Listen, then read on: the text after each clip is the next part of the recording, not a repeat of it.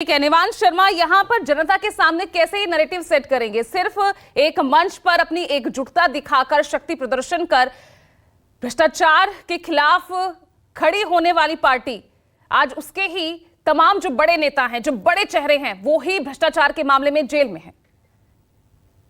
जी जी, बहुत बहुत नमस्कार आपको और आपके सभी दर्शकों को। देखिए, अभी इन्होंने जो इतनी सारी बातें बताई, इनके पास एक भी कॉन्क्रीट, एक जो आज जनता सुनना चाह रही है, एक भी कुछ कॉन्क्रीट पॉइंट नहीं था। इनका क्या पॉइंट था? इनका केवल एक पॉइंट है कि कोर्ट से बेल क्यों नहीं मिल रही। केवल इसी एक पॉइंट पर ये पूरा अपना पॉलिटिकल नैरेटिव चला रहे हैं। देखिए, पहले अब जनता के बीच में ये पॉइंट नहीं जा रहा। जनता समझ रही है कि पहले ऐसे कानून बना दीजिए जिसमें बेल ना मिलना लगभग इम्पॉसिबल हो जाए। उसके बाद जो है एजेंसीज का मिसयूज करके पॉलिटिकल अपने ओपोनेंट्स को जेल में रखिए। क्यों सारी कार्रवाई जो है वो ऑपोजिशन लीडर्स के ऊपर होती है? क्यों सारी जब जब ऑपोजिशन लीडर्स का केस होता है तो ईडी बोलती है कि हमें और वक्त चाहिए, और जब इनको चंदा चले जाता है उसके बाद वो जिन लोगों के ऊपर केस चल रहा होता है तो ईडी कहती है कोई बात नहीं, हमें कोई प्रॉब्लम नहीं है बेल मिलने में। तो पूरा का पूरा नैरेटिव ये जो बेल के अराउंड बना रहे हैं, ये तो टोटली बोगस जनता के बीच में जा चुका है ये मैसेज।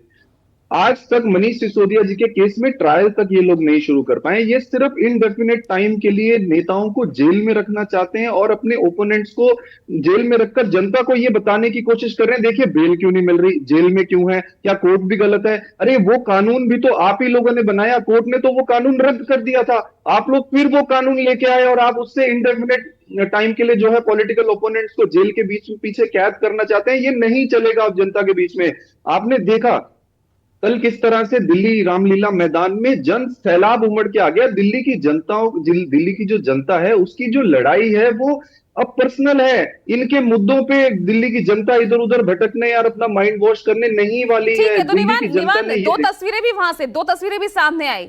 आपने जो कल की रैली थी वो सीधे तौर पर दिख रही थी अरविंद केजरीवाल की गिरफ्तारी के विरोध में आप ये रैली कह रहे थे। उधर कांग्रेस की तरफ से ये कहा गया कि ये किसी व्यक्ति विशेष को लेकर ये रैली नहीं है, उन्होंने सीधे तौर पर ये कहा। तो यहीं पर आपकी दो राय हो गई है। जी नहीं, अगर आपने पूरा उनका वो सुना है तो कांग्रेस के तो सभी नेताओं ने केजरीवाल जी का नाम लेके बोला है कि बहुत गलत हुआ। प्रियंका गांधी जी ने ये बोला कि केजरीवाल जी को रिहा करिए।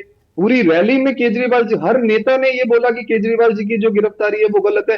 वो बात एक है। दूसरी बात ये है कि जो मुद्दा जरूर उठा, लेकिन आपको यहाँ करेक्ट भी किया गया। ये मौजूदा सरकार की तानाशाही के खिलाफ बुलाई गई रैली है।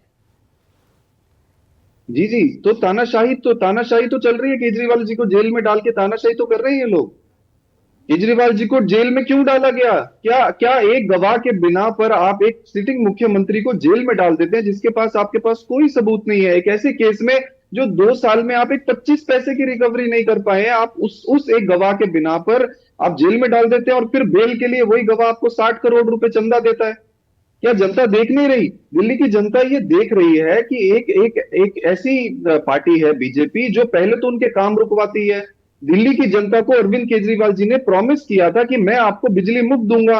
इन्होंने पूरी कोशिश कर ली कि किसी तरह से बिजली मुफ्त रोक दी जाए। आपने देखा किस तरह से मुख्यमंत्री साहब जो है वो एलजी के घर पे 10-10 दिन धरने देके अपने काम, दिल्ली की जनता के काम करवाते हैं। ये तो बिल्कुल दिल्ली की जनता वर्सेस बीजेपी हो चुका है। जब इनसे कुछ नहीं हो पाया, जब ना ये बीजेपी एमएलए खरीद पाई, ना काम रोक पाई, ना मुख्यमंत्री एलजी के थ्रू दिल्ली को चौपट कर पाई, तो एंड में जब कुछ नहीं कर पाए, इन्होंने मुख्यमंत्री साहब को एक फर्जी केस में जेल में डाल दिया।